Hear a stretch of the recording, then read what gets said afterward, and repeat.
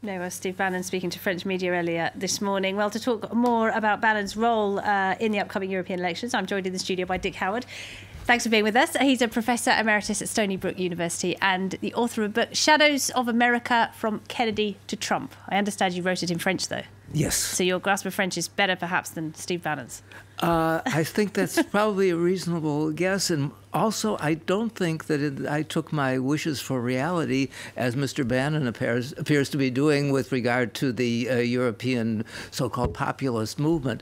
Note, by the way, that in American jargon, populism historically has been a left-wing phenomenon, an anti-monopolist movement against the unequal distribution of wealth and so on. So what is it that Bannon has done? Bannon is, I think, a brilliant opportunist who has a nose for the moment when institutions seem to be collapsing. And one might say that with regard to the American case, what he saw was that we're at the end of a long cycle of U.S. history that began with the Republicans taking power with Ronald Reagan. The period before that had been dominated by the Democrats since Franklin Roosevelt. Reagan gets elected in 1980. The cycle is coming to an end. And what does Trump represent? Does he represent a renewal, or does he represent sort of a wrecking team who is trying to get rid of all the old... Well, that's what he said, wasn't it? Drain the swamp, make America great again, going back in time as well. And in the process, what becomes necessary for both America and for Mr. Putin, to go back to him, is, of course, to make Europe ungreat, or whatever the opposite of great is. Because what is the threat to America's sort of savage capitalism, unregulated capitalism? The answer is a kind of a European liberal democratic set of institutions, so that there's a curious overlap of interests between the Russian and the American in opposing the EU. And where does Marine Le Pen and company fit in? Okay, well, let's just look at the polls as they stand right now, because the populist parties are doing very well. In some countries like Italy and the UK, they are topping the polls.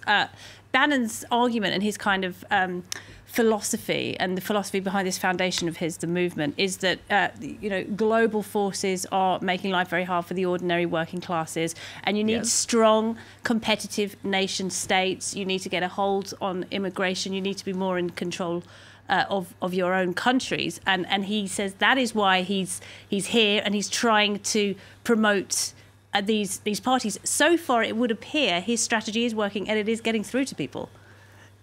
Is it really working to create a coherent right-wing movement, or is there a kind of a convergence of left and right? Doesn't his politics sound terribly much like, for example, Jean-Luc Mélenchon?